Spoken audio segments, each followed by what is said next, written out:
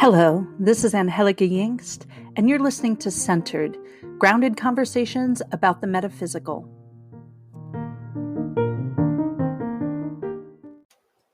My conversation today is with Kristin Gallagher. Kristin is a licensed massage therapist and Reiki master who has been providing therapeutic massage and body work in central Pennsylvania since 2008. She owns a successful professional massage therapy practice called Intuitive Touch Body Spa.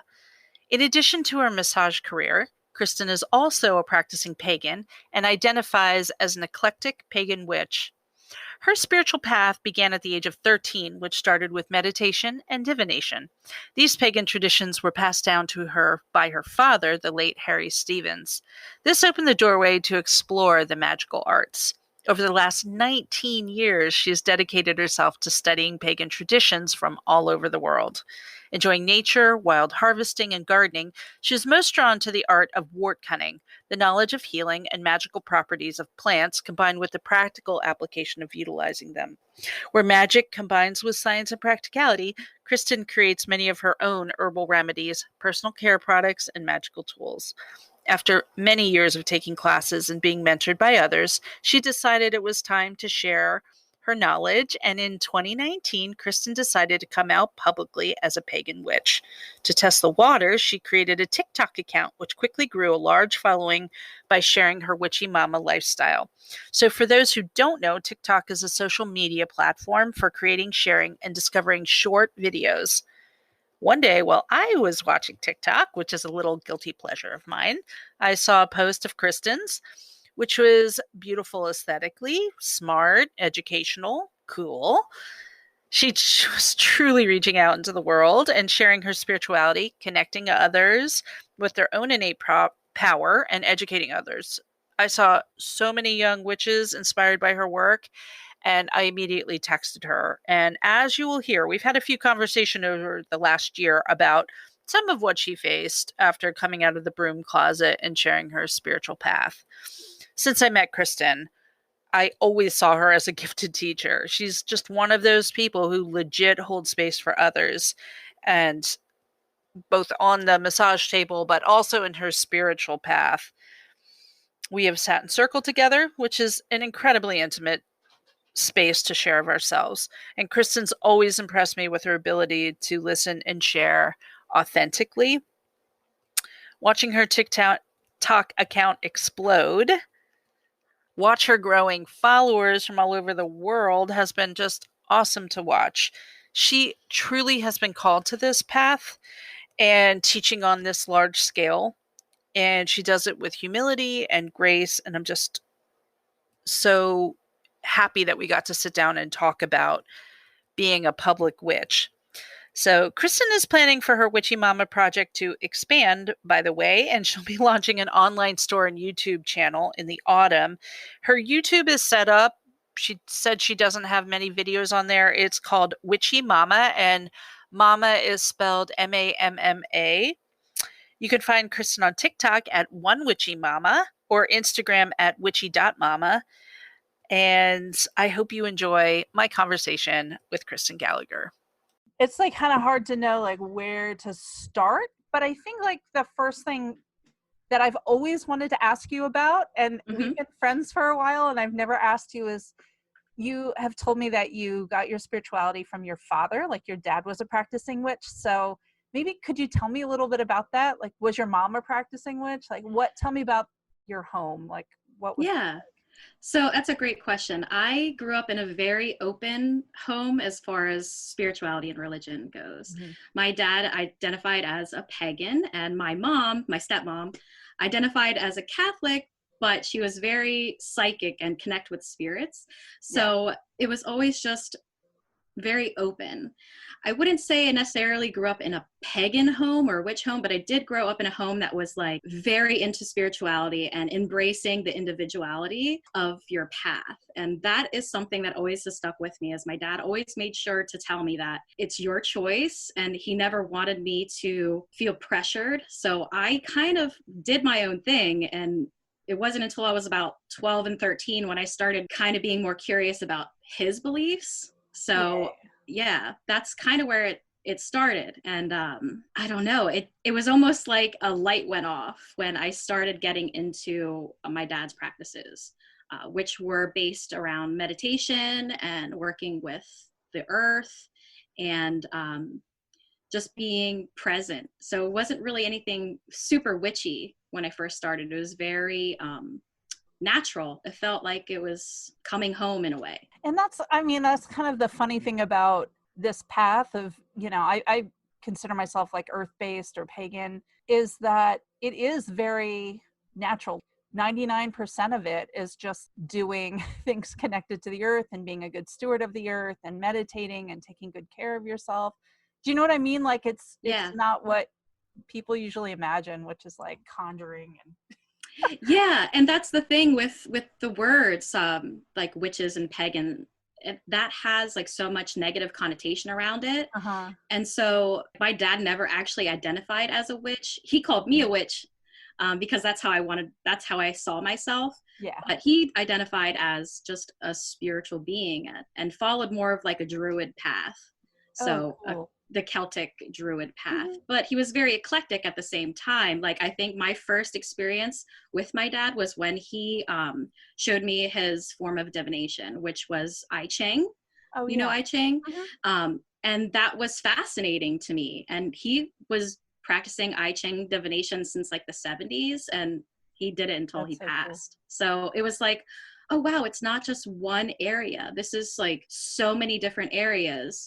And that's what really made me passionate about learning, is because it's not just one thing. It's just like so many different cultures and so many different aspects of, I guess, a magical practice and earth-based practice that it connects us all in a sense. Oh yeah. And I mean, you consider yourself an eclectic pagan witch, right? So that kind of like fits very nicely with that, where you're kind of bringing in from different traditions, right? Is that yes, always respectfully, though. I try my best not to cultural appropriate, and if I am taking something, another belief system, I make sure I always follow in the footsteps of someone from that practice or from that belief system. So I do try to do it respectfully, but I knew that coming out as an eclectic pagan witch was going to offend a lot of people, because people call eclectic witches cherry pickers. They see us as we're just picking what we like and not giving any respect to where those practices are coming from. So I try to make sure that I'm doing my research and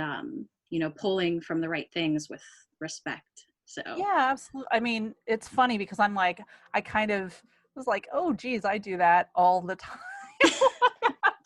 I don't know if I should say terrible about it. I just think like when I hear the truth, it's hard to say like this belongs somewhere. You know, I obviously would never say, oh, this Chinese belief is now Mayan, and pretend like I'm Chinese or that I was somehow given it. But there are times when I'm taught things and I'm like, there's so much truth in that.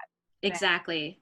Yes. And that's why I choose that label, I guess, of eclectic pagan witch, because yeah, it is that. It's doing it in a respectful way though. Yeah. So. And when you talk about divination too, like what did you find that when you were like 12, 13, was that kind of something that you were pursuing at that time, or was it more like, oh, what are you doing with those coins? Like, what are you? Yeah.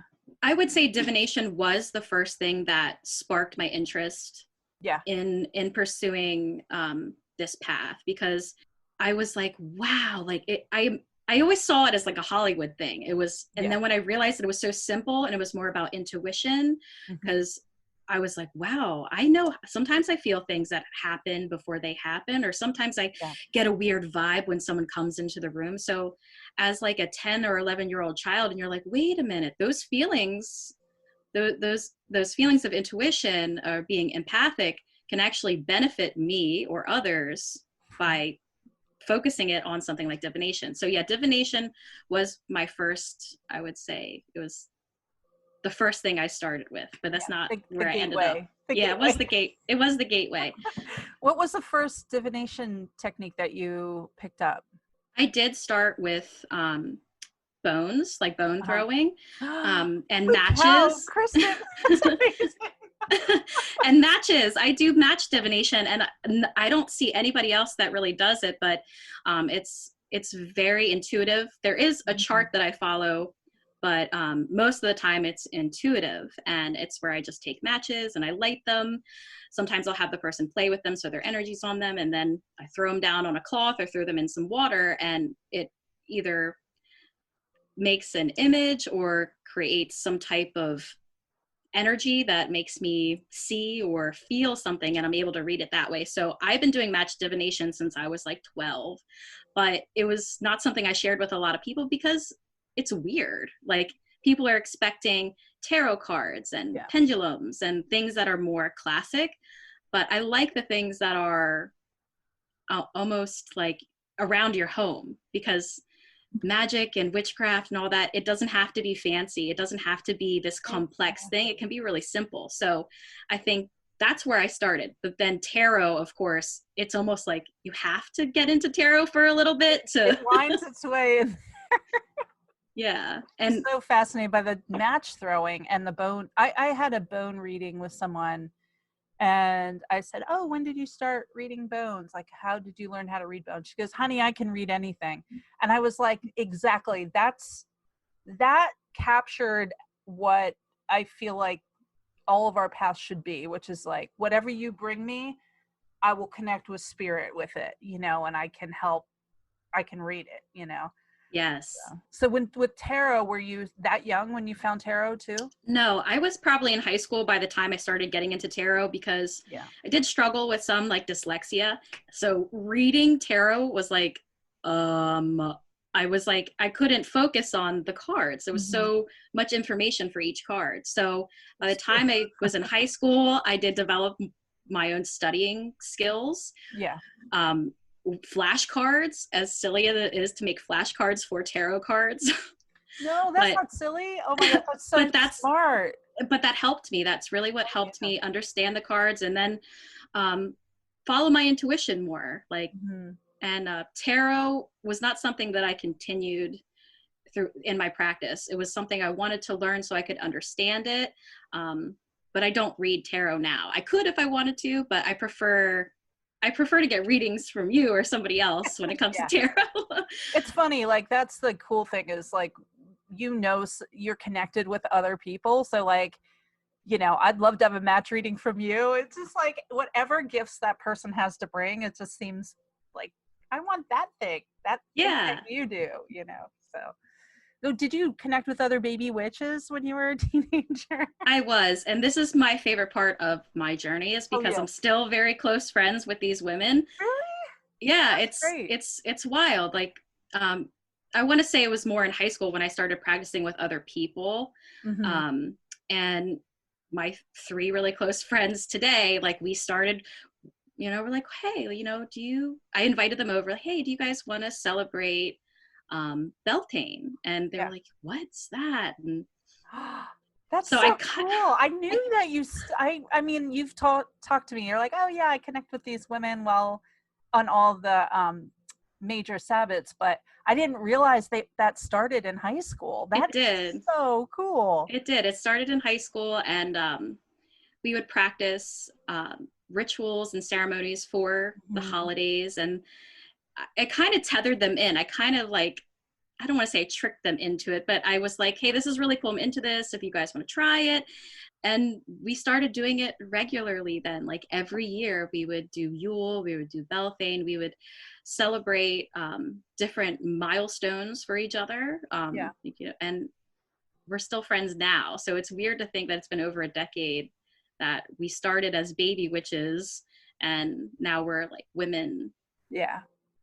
Teaching baby witches. So. Yes, exactly. I mean, that's the other part.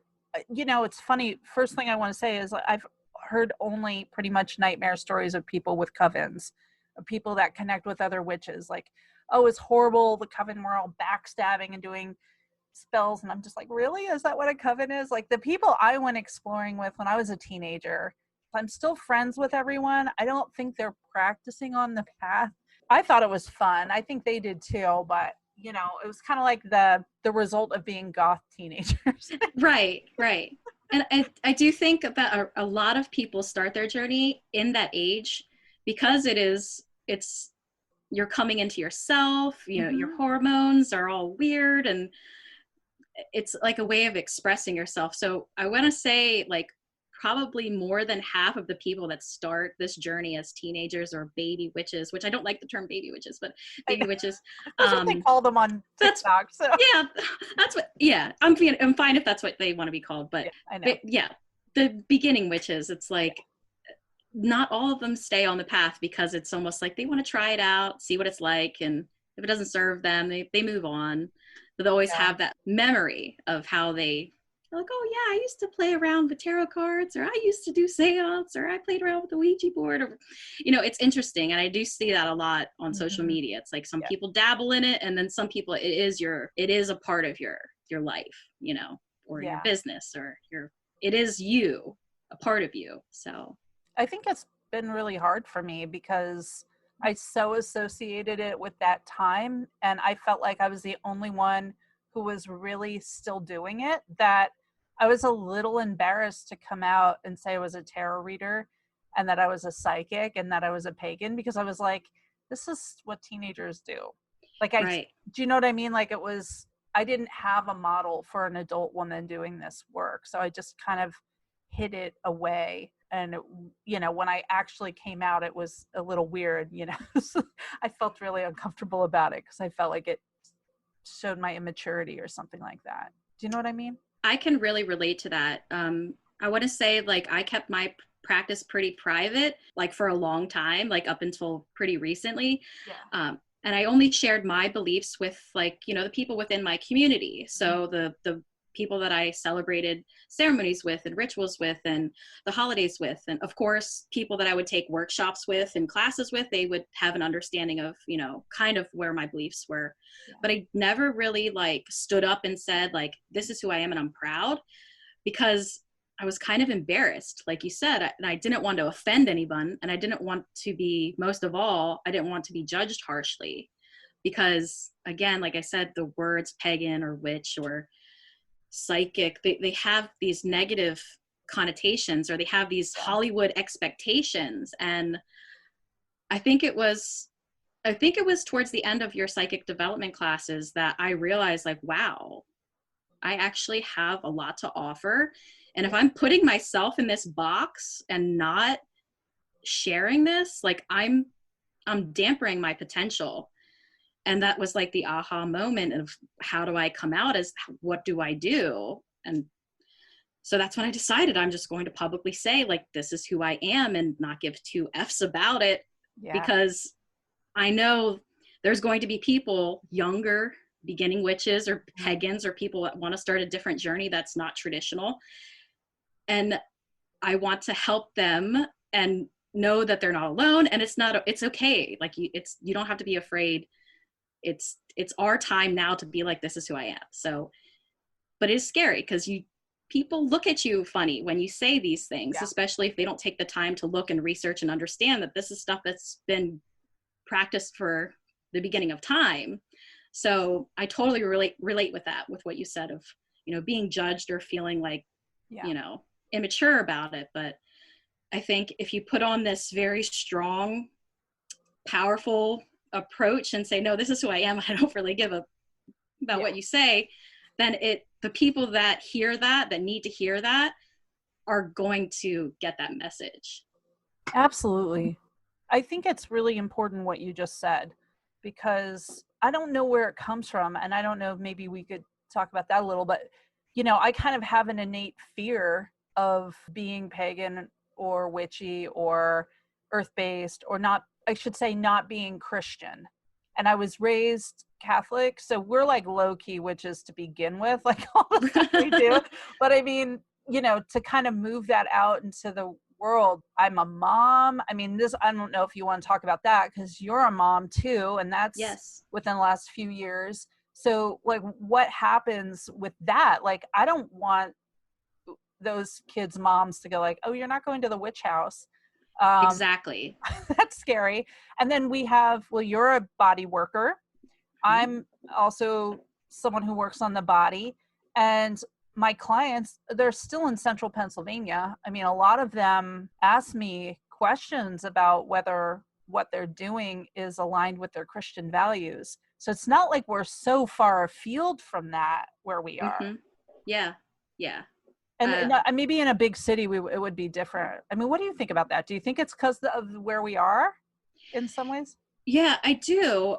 It's weird because I've watched this area kind of grow spiritually, and I know you have too. Like, I think we've come a long way as acceptance and stuff like that. And there's, there's a lot more people expressing themselves through spirituality, and not necessarily calling themselves witches or pagans, but, like what you guys do at Altaview, you don't have to be any of those things to practice those things. Right. Right. You don't have to be giving yourself a label.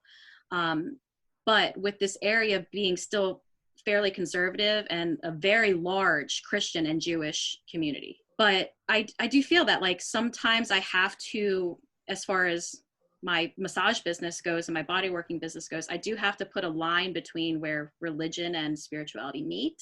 Yes. And that is hard when you're trying to work with clients and they're unsure. So usually what I do is I just give them tools to do the research on their own. So one of the websites I really like recommending is sacredtext.com or .org, one of the two. And that way they can do their research and make a decision on their own if it feels right to their Christian values. Because I actually did start out Christianity as well, even though my household was not a church-going household. My dad was not a big fan of organized religion or going to church, even though my mom is Catholic. But that did not stop me from going to church with friends or other families and exploring that avenue. I did explore that avenue up until I turned about 12, 13. And my dad always said, I'm glad you're exploring that and experiencing that, because that's going to give you foundation of what you believe. And if I didn't experience that part of Christianity in my life, I would not have the values I have in my practice now, as far as pagan goes. Yeah. But there's so many similarities, and I don't think Christians realize that they're doing magical shit from pagans all the time. So that's every holiday, pretty much. Yeah, every holiday, blowing out your birthday candles and all those things are pagan traditions. So that's why I like to give them the tools to do the research. And when they find that out, they're like, hey, it is okay if I go do yoga or get my chakras aligned or, go to a ceremony and still be a Christian. So I know that's a really sensitive subject with a lot of people, though. Not everyone's going to agree with what I said. No, and I mean, but it's hard because I don't think in most places, and I have my degree in comparative religion, so we talk a lot about like the ideal versus the real. Yes. And in many places, people have naturally mixed their folk religion, the religion of the people that happened pre-Christian or pre-Muslim or whatever came in to preach. Buddhism is also a religion that spreads, that's evangelical. So like pre-Buddhist, pre-Christian, pre-Muslim, there are folk, connected to the land, connected to the gods of the land, connected to the ancestors. You see that a lot in Japan too. But they naturally mix it all together. So you can't take the folk practice out of the religion. But when you study it all cut up like that, and that's what the United States did, Yeah. People brought their religion. They're like, okay, I'm leaving those old practices. I don't know. The Pilgrims messed up a lot. Oh gosh, they really did. Yeah. Oh my goodness. But yeah, that's really true. You'll see there's so many traditions in, Christian, Jewish, Muslim, that are really old pagan traditions or constructs like the jinn or genie. Right. Still, Muslims, they even though they're very religious and they're like anti-magical shit, they still believe in genies and the jinn, and that's because that was intertwined when the beginning of their religion was created. So that pagan roots are still filtered through their practices today, and that's like with almost anything. So yeah, and I think it's most evident kind of in the Celtic Northern European, where the Catholics are like, you believe in that goddess? Okay, she's a saint now. Oh, Bridget, oh gosh, I could go on we're going to stop there because I will go on a whole entire hour about that. Oh, But yes, that is true. The Celtic people could not give up their goddess, and they nor made her should they. Nor should they. I mean, I kind of like that about Catholicism. I just wish Catholicism would acknowledge it, you know? Oh, I really find it fascinating that they haven't acknowledged it yet, because there's so much. Yeah. There's so much. So before you came out, did you feel at peace with your spirituality, or has coming out been the part that made some more peace? Like, can you talk a little bit about that? Yeah, so I guess I would say before coming out to the public, Yeah. I felt alone. Even though I had people that I practiced with, and of course I had you guys in the psychic development class, and other classes that I've taken, and the mentors that I've met over the years. I wasn't really alone. I have all of you, but I did feel alone because I had all this information in my head, that has just been circling in my head or in my journals for years. And I'm like, is this benefiting anyone besides me if I'm just keeping this all here? So I felt really alone. I felt insecure about my beliefs. I was like kind of doubting them a little bit. And I think coming out publicly and saying that I am an eclectic pagan witch, I was like, wow, okay, now it's time to share my shit and see what happens. And as soon as I started sharing some of my experiences or some of my, recipes or spell work, and the response I was getting from people that I do not know, I have never met in my life, was like astronomical. That's the only word I can think of. I was not expecting that response. So it was like going from a dark room straight on to like the rays of the sun. It was like the light was on, and I kind of felt bad that I didn't do it sooner, because it was almost like I was wasting time. So I feel like I'm backtracking now. So it was very emotional, and I still is emotional, because there's shadow work involved with, coming out and just being public and telling your story, or your spell work, which is actually really, really private. It's so personal. It's very personal. And I really was not sure about sharing my stuff online at all, because of how much the media is over flooded with spirituality, and it's almost fake. And it was like, I don't want to be perceived as somebody that's just getting on here showing all this witchy aesthetic stuff to be accused of not being true, because this like 20 years of hard work, and then to be said like, oh no, she's not real, she's making it up. Yeah. So that's where like a lot of the shadow work came in. And I'm glad though, at the same time, I'm really glad. It was so exciting for me. Can I tell the story of what happened? Yes. So my daughter's on TikTok, and I have TikTok on my phone so I can spy on her and make sure she's appropriate, because she's 13. And this was when she was like 11 or 12. And I'm like looking through TikTok, and your video popped up, and I was like, holy shit, Kristin has 3,000 likes on this. And then I went in, and you had like hundreds of comments, and I was like, does she realize she's TikTok famous? Oh my gosh. I was like, I immediately texted you. I was like, oh my gosh, you're on TikTok. I was so excited, because you were honestly, I mean, I guess I had followed a couple people popped up, because I maybe did 1 or 2 videos with crystals, and I didn't really get on like anybody follow me, but because I did that, other crystal people popped up, and then you popped up. And I know this sounds kind of funny, but you were like one of the first, if not the first, witch talk kind of witchy person I saw on there. Oh, wow. I know there was probably more there already, but once I started seeing your stuff, I was like, wow, there's so many witches on here. I didn't even know this was a thing. And the content was so amazing. I was so excited for you. Just because, thank you. Like you've brought up the psychic development circle a few times. And one of the things, like, you were in this circle, but you knew, like, you could have been teaching what I was doing. Like, you're so knowledgeable, and you've done so much research. And I know TikToks and Instagrams, they're like small snippets, but like your knowledge is so vast, and Oh, thank you so I've much. so valued having you in Circle because you always add this incredible new perspective. You always have done research in like maybe like a little bit of a different area that you always can add in. Like I've just always felt like you could be teaching this class, you know. I love Oh, that, you so much. oh, I love you so much. That I'm means like so your much to biggest me. fan. I was like, yay! Oh, And then, you know, I kind of, I have to say, got a little afraid for you too, because I'm like, yes. this is a lot of young people here. Mm-hmm. So anyway, we can talk about that. But Oh, well, I love you so much. And that means so much what you said, because I wasn't in those classes I was there for the info, but I was more there for the group.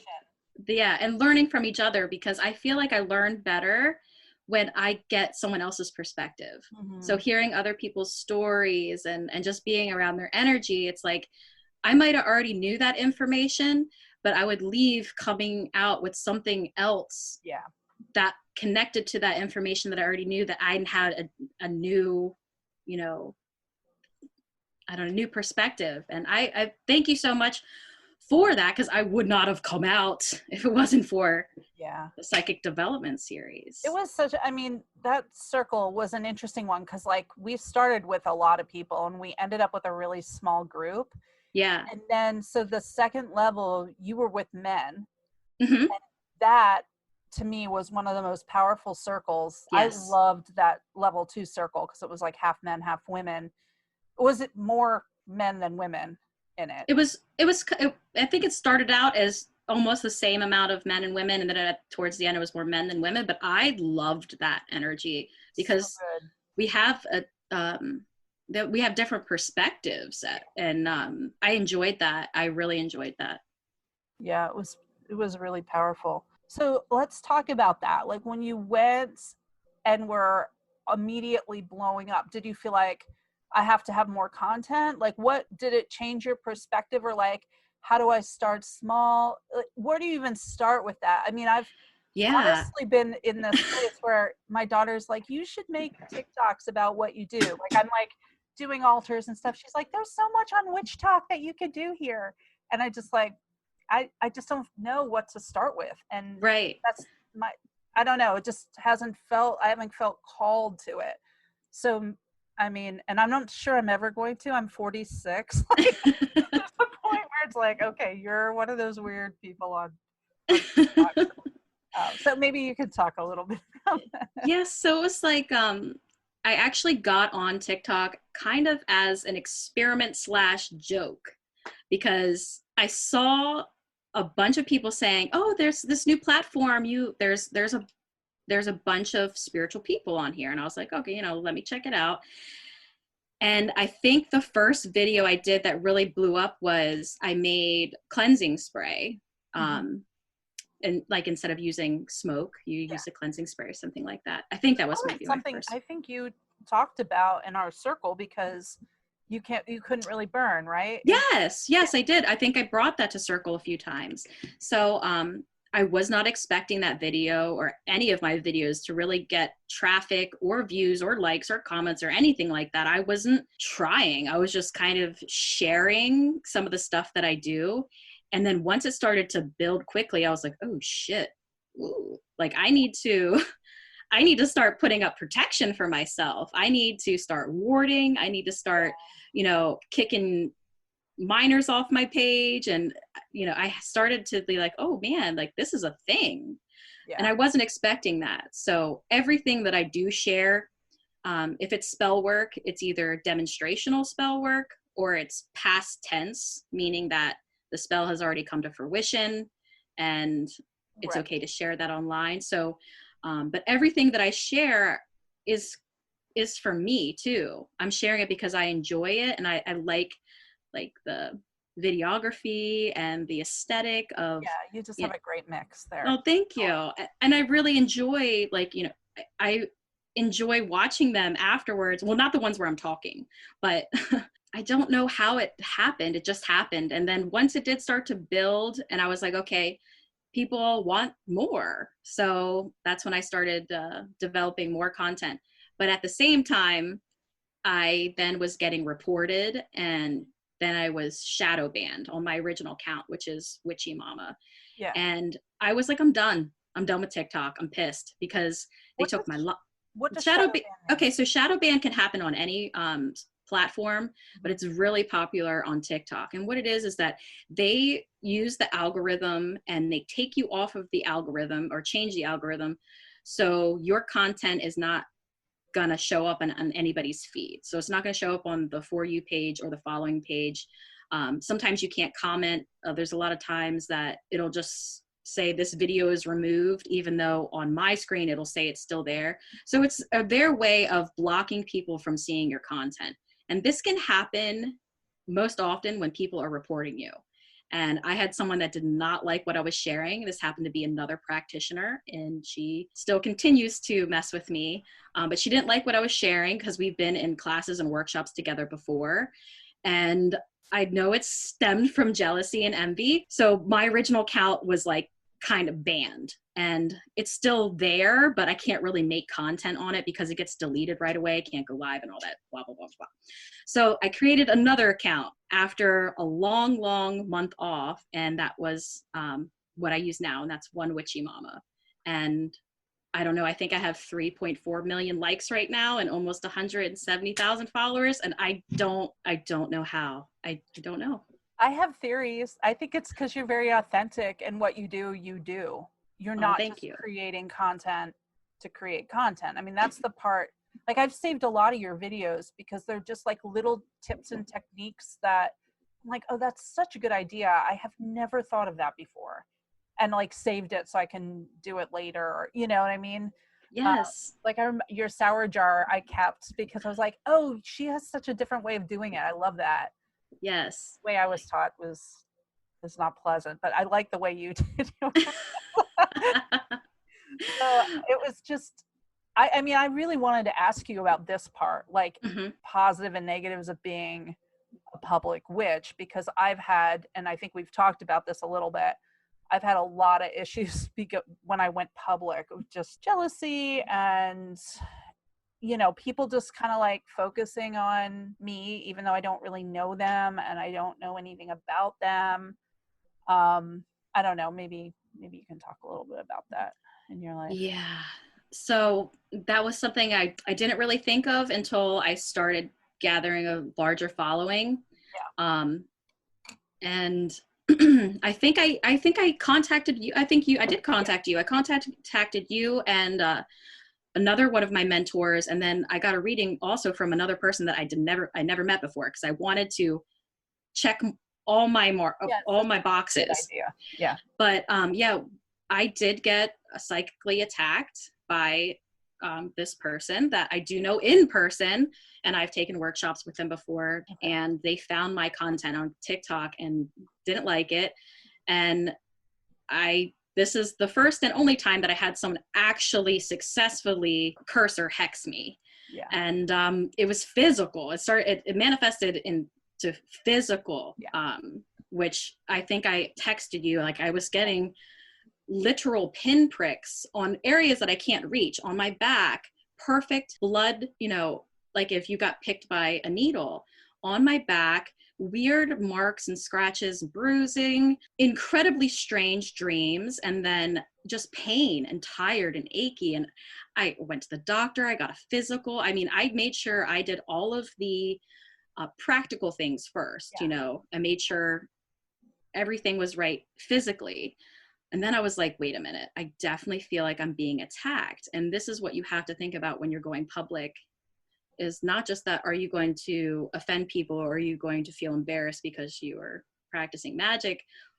It's more like, am I going to now be vulnerable to, it could be bullying, like actual bullying, or spiritual attacks and psychic attacks. And that was really scary for me because I've never had that really happen to me before. I've had backlash from the magical workings I've done, but that's from myself. That's my own damn fault.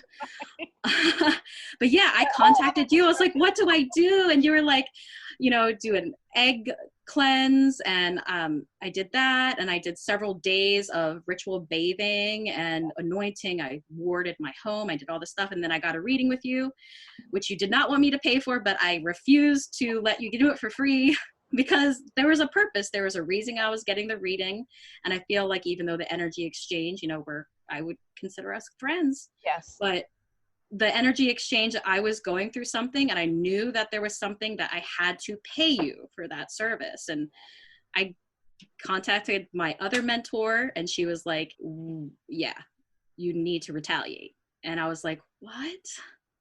That Like, I feels don't, so weird when someone says that, but it is so important. yeah, I was not ready for that, because even though I am eclectic and I do fit in the gray area of magic, I wasn't really like, oh yeah, I'm gonna throw this back to sender. And when it continued on for several more weeks, I realized, okay, yes, I have to do something now. And it confirmed with someone that I do not know, that I got a reading from, that I've never got a reading from, and they even picked up on it. So I was like, okay, I'm not making this up. This is not outside influence of my mentors, just, sometimes if you're, yeah, being protective. This is a real thing. So yeah, that's what you got to watch out for when you're in the public eye then. It's a weird thing. It's weird because you kind of that's I think when I started doing this work more publicly, the first thing I was worried about was like, is everybody going to judge me? Is this going to be like uncomfortable, blah blah blah blah blah. But then that was the easy part. It was actually people were like, oh, I knew that about you. I could just sense that, The other part, the being focused on, can be a hard one because did that person contact you and tell you they didn't like your content? Yes, they originally contacted me and said, I really don't think you should be sharing this. Basically accusing me of sharing my path to gain internet clout. Right. And if this person actually knew me and paid attention to my Instagram, is that I will go months without posting something. I think I have only 200 posts on my Instagram, and I've been on there since 2014. I've never done anything for internet clout. I haven't been on Facebook in like 6 months. So I was like, really? Like, why do you think that I'm using TikTok, another platform, to gain clout? It just so happened that I did gain a following, but I didn't do it for that. And in that conversation, I basically said it that way, like, no, you're wrong. I'm not doing this for clout. I'm sharing my path because I think it's going to help others. And I want to shine a light on this type of work to show that it's not about Hollywood spells and magical powers, and that magic is in everything, and it's in us, and it's in the earth, and it's all around us. And that's what I wanted to showcase. And so when I said that to her, that just fueled her fire more. And I think that's why she was successful in harming me, because she was so passionate about hating me. And that raw energy of just really not liking me or being jealous and envious just fueled her magical workings. So, and then when she found out that I knew what she did, that's when she had attempted again, which was a few months ago. And I so far have been able to block her because people are helping me find her content or find her page. I'll block her, and I don't think she can see any of my stuff anymore unless she makes another account. But that's pretty much how it went down. Yeah, thanks for sharing that. I know it just feels so emotional to share that. I mean, I kind of shared my experience with that a few years ago, where someone just focused on me, and it sent me into the hospital, and I had 4 esophageal ulcers, and when they looked at the picture, they looked like someone had burned 4 holes in my throat. Wow. And the doctor said, I think you got a pill stuck. I was like, in 4 places? Like, what are you talking about? I mean, I didn't say to him, I think I'm being psychically attacked, but it was so clear. It was just like burn marks, Right. It was, and I mean, that's like the tip of the iceberg of what happened. But just to realize, like, I kind of can be a little Pollyanna-ish about my, I'm not harming anyone, no one's going to harm me, and it's all okay. And after that, that was in 2018, I am like unrelenting with my protection work. And I've Yes. gotten a couple books that have been very, very helpful that I use, and then other stuff that I've picked up. So, because one of the things I love about your content is that you're just so suited to teach. And I think it comes through your content where it's not condescending. Like you said, you don't really like that term baby witch. So it's not like you're kind of condescending to people, that's kind of a condescension. But like you just show them what you do, and you show all the aspects. Like the things I love, the ones that I really bookmark are like when you're in the forest harvesting wild herbs and Oh, you're connected with the earth, because that's so important for this path. It's yeah. not all about the fancy big spells that we do, which are really awesome and cool, but like the daily magical practice that we have is having like a really good relationship with the earth.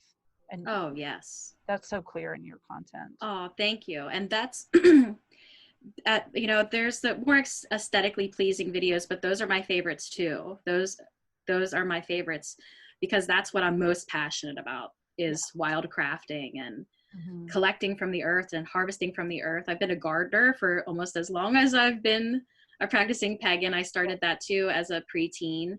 And I think connecting with the earth and she has so much for us. Like people are like, where do you get your supplies? I'm like, most of my supplies come from outside. Like I just go outside. Like it's not that complicated. I'm sure if there's like herbs and stuff that I can't get that are from other places, we'll get them from Mountain Rose Herbs or from sellers on Etsy and stuff like that. But yeah, like my craft is about connecting with the earth and all that it has to offer. And like so many people don't realize like there's magical tools in your backyard.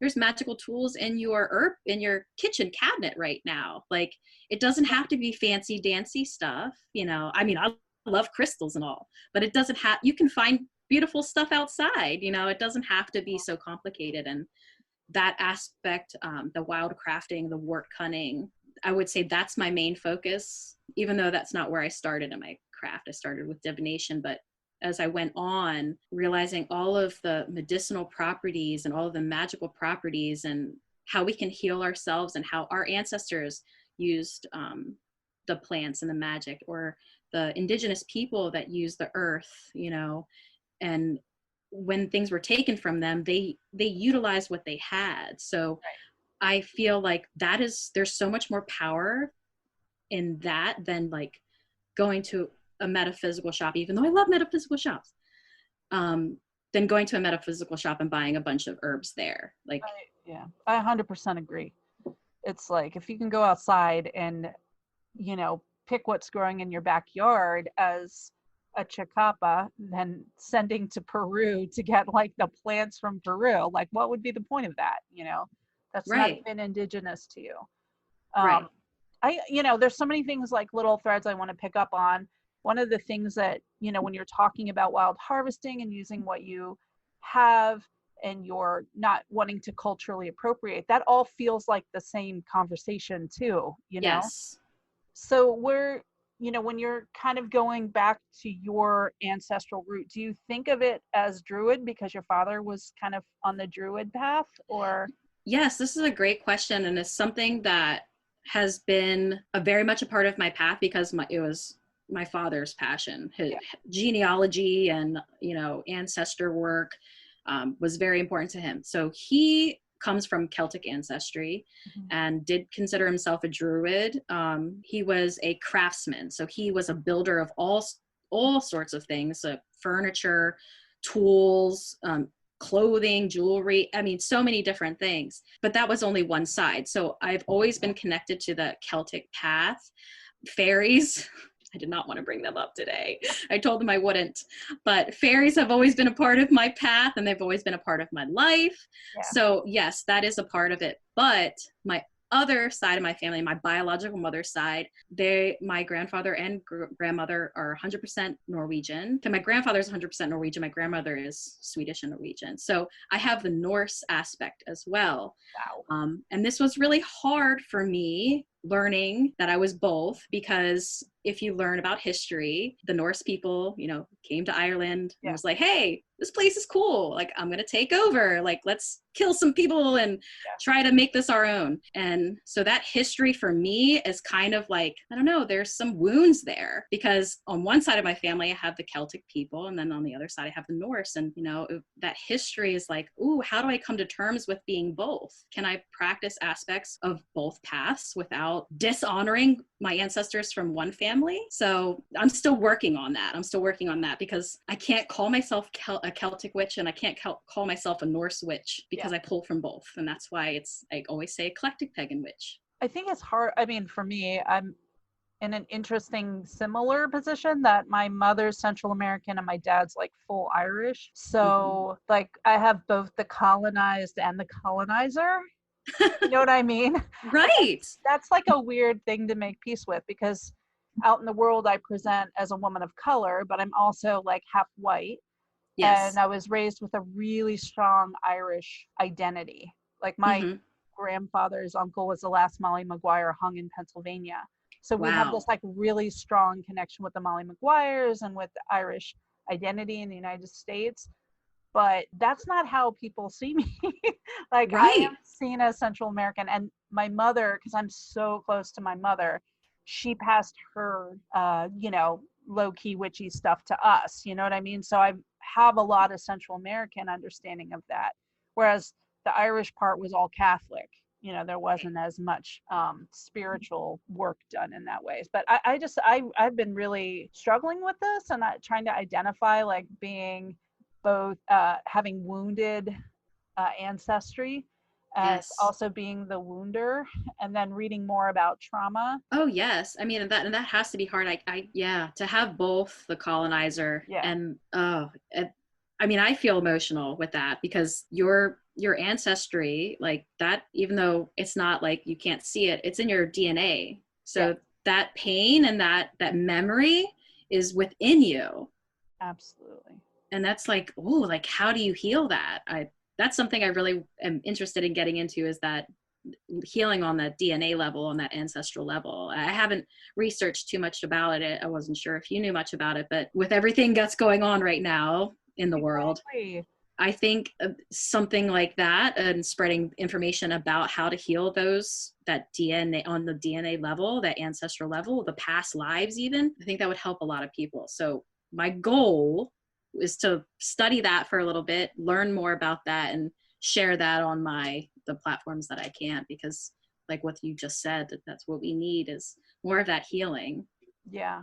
And epigenetics is a big deal too, like studying how the wounds of ancestors do change the DNA. I haven't read as much as I'd love to read about it. My mentor was very, very interested in that work. But I know that when I work on people, I get a lot about ancestral healing happening. Yeah. That people are breaking, not curses. I don't like to use that word curse, but like breaking ancestral wounds. Yes. Get passed on, and they feel like curses because it's, kind of like being bit by a werewolf. Like if I see trauma and abuse, then I'm going to do it. And it doesn't really work that way.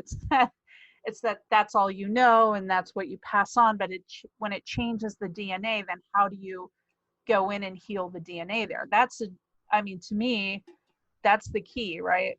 Yes. Like first we have to, as my teacher always says, first you have to name it to tame it. Like you have to know what you're doing. You don't just go and like, oh, I just want to heal and everything's fine, because that's spiritual bypassing. And to me, that's one of my biggest pet peeves in our community. Oh yes, that's for sure, hands down, my biggest pet peeve, the toxic positivity and the bypassing shit that you need to actually uncover. And that's what I love about your work so much, and in this psychic development with the shamanic journey. And we go in and we have the animal come and eat parts of us, and like someone from the outside hearing that would be like, what the hell are they talking about? Like, this is crazy. But that's what you need. Sometimes what seems to be, gruesome or harsh is the way you get to the real root of what you're trying to get at or what you're trying to heal. And healing and magic and all that stuff, when you intertwine it, you can't do the work without getting through the shit. You have to go through that heavy stuff to actually get to the meat of it all. And I can't stand that toxic positivity, because that's how I was. I was like that when I started my path. My first mentor ever, besides my father, was a woman named Candy, and she's a psychic medium. And she had workshops for young people, and it was all about love and light, enduring virtue and peace and hearts. And I thought that that was the goal, and that you had to be like that in order to ascend higher in yourself. Mm-hmm. And that, all it did for me was just shut me down emotionally and psychologically. And I had a lot of issues because I was like, oh, no, got to push that down. You can't feel that way. Like, you have to, that's not spiritual. That's not, magical. And I was so wrong, because that, it hit me later on when I reached high school, like, wow, that is toxic. Pretending and putting on this face. And that's just like a mask. And it is not, I think it's worse than the opposite. I completely agree. That's why I love that you call yourself a gray witch, because there's this whole idea that, like, we want to apologize. Like, I call myself a bruja, but when we call ourselves witches, we have to clarify. Oh, I'm right. Glenda. I'm not the wicked witch. I'm the good witch, not the bad witch. And the truth is, like, the grayness is so important to kind of explain and announce. So I don't know if you want to talk a little bit about that, but just acknowledging that there's both light and dark seems so valuable to me, because our community is rife with this idea that darkness does not exist with light. And I'm just like, what are you talking about? It needs to be in balance. If you have all light, you will literally burn yourself. You will literally burn up in flames, so. Yes. Oh, yes. That is, this is Ash. Yeah, exactly. Duality is core in my belief system. Duality, I see it in almost everything, and is very important to me because of my journey. And you cannot have one without the other. Nature is both. So we are both. You can, if you deny it, you're just in denial, because we see it in nature. Just because the tiger hunts a gazelle and eats it, does that make that tiger evil or dark magic? No, it doesn't. It's survival. And that's the same thing that goes with almost everything, is that you have to have both. There is a balance.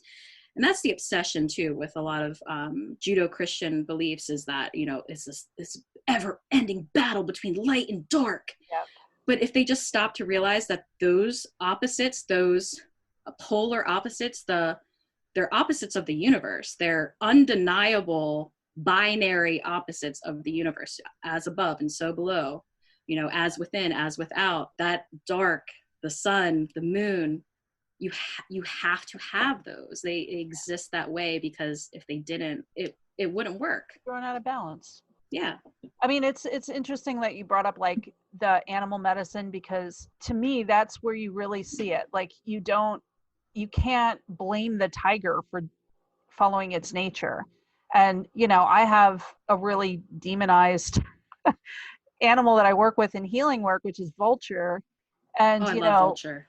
Yeah, I mean, vulture picks out, like, it's the cleaner, and it doesn't ever kill anything. But you cannot ignore the fact that vulture relies on something else to do the killing for it. You know what I mean? Like, that's part of its medicine, is that it has to wait. It has to be patient. It has to sneak in behind someone else's, like, doing the dirty work, so to speak. But it's so helpful for healers, because that's basically what we're due. Like, people get all effed up on their energy field, or get hurt, or get psychically attacked, and we come in and eat that out. We come and pull that stuff out. Like, somebody's already done the damaging work here, and now I'm going to clean it up. Now I'm going to make it cleansed.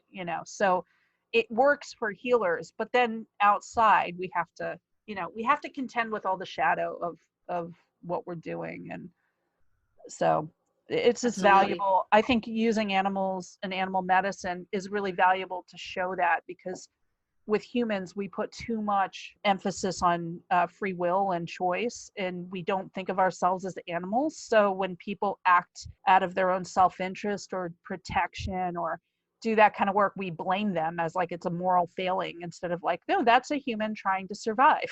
That's literally a human activated in its animal instincts, you know? Yeah. And we are animals, and we forget that we're mammals. We are animals. We're human beings, of course, but yeah, that is a part of us. And that's why I loved your work so much, is because the emphasis on that animal medicine. And I think more people need to see that, how much nature reflects our path, and we can learn from them as literal wild animals, or we can learn from them as like metaphors for other things. Yeah. I know, you know, one of the things that was like a big mind blower for me, and I think that was like the step for me to start calling myself a witch, was Sharon Muzio said, hey, do you want to do Timothy Roderick's Wicca a year and a day? And it was like every day it's like teaching you a Wiccan path. And she'd already been like very familiar with this. And I wanted to know more about Wicca because it's such a new religion. And I just kind of wanted to know, where does this stuff come from? Because people say crazy Wiccan stuff in my circles. I'm like, I want to know where that comes from.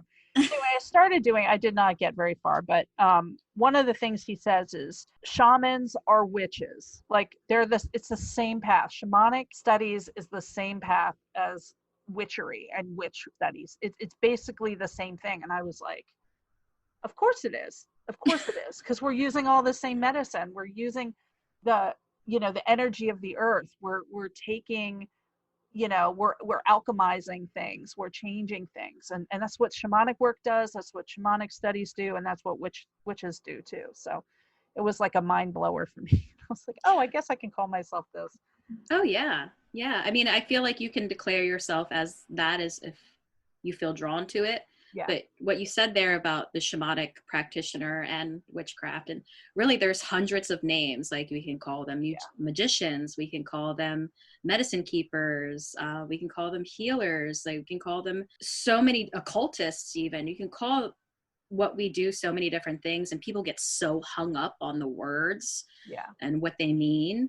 But it is really the same path, just a different word, and maybe from a different origin, of course. Like there are different origins and using words, and a lot of people don't like the word witch at all, which is fine. But it is the same path. It's the same path. It's just a different way of getting there. And my teacher said something to me last time I talked to her, was like basically like, oh, I'm not sure I'm using shamanic anymore. And I was like, okay. I don't know what to do with that, because it's such an easy word to use. But her point was, hey, we shouldn't appropriate anything. Like using shaman is delineating people from Mongolia, which we aren't. Exactly. Yeah. Yeah. It did originate in China. Yeah. Yeah. And so we need to be really mindful if we're really going to say, I'm not cultural appropriating. We're not appropriating anything. So you can just call it transformative work. And I was like, okay. I still use it as a shorthand, but I'm more mindful. I usually clarify it now. I'm using shamanic, but I'm trying to be mindful that that's culturally appropriated from Mongolian shamanic tradition, which I do not practice. So I kind of like, it gets complicated, but I do want to be a good steward of people's cultures and all of that stuff too, because like you, I tend to pull from a lot of different things. It's hard. So I just have a couple more things, I guess. It's just because you're leading so many people right now and teaching them, like, do you have advice when people are coming out? Like, do you think they need to practice the same kind of protection that you realized you needed? Or what would you give people for advice? So I really do. I have the intentions of starting my YouTube channel. It is up right now, but there are really no videos. I think there might be one old TikTok that I threw up there, but I want to focus some more time and energy on making videos for there so they could be longer, because I only have 15 to 60 seconds with TikTok or Instagram. So, but this is a great question, and I do want to cover it in a series, but I think everyone's starting out the basics, no matter what path you're choosing, whether you're calling yourself a witch or pagan or not, whenever you're starting a spiritual journey, you need to learn the basics. And the basics are, I would say, these three things. First one is meditation. That doesn't mean you have to get your mind completely clear, but you have to understand your own energy field and your own energy before you try to manipulate anything else, because that is what magic is. It's manipulating energy for a result. And if you don't know how to do that with your own body, then you can't really get anywhere. 100% So agree. right, but it doesn't mean you have to be totally zen, wiped mind. It could be walking meditation. It could be guided meditation. You know, that's number one. Number two, protection. After you learn your energy field, protection, you need to learn the basics of protection and what that means. Yeah. And there's so many ways to do protection, but basically understanding, you know, how you are affected by the outside world. So like if you are more empathetic than others, you need to start learning how to ward and shield your energy field, ward and shield your home, doing protection spells and things like that. And then the third one is connecting with nature. Yeah. Even if you hate going outside and you don't like being outside, doesn't matter, because the natural world is what we are drawing from.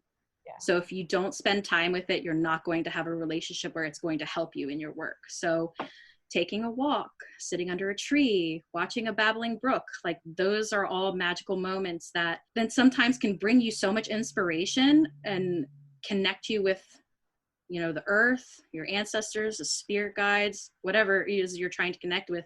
It just gives you a different understanding of the world around you. So those are the three things I always recommend before I give book advice or I give, you know, what your first spells should be. I think those three core things are the most important. Oh my gosh, I love that you just said all those three things, because it's really like know thyself, right? Yes. Well, I love the work you're doing. Thank you so much. All right. Bye. Bye.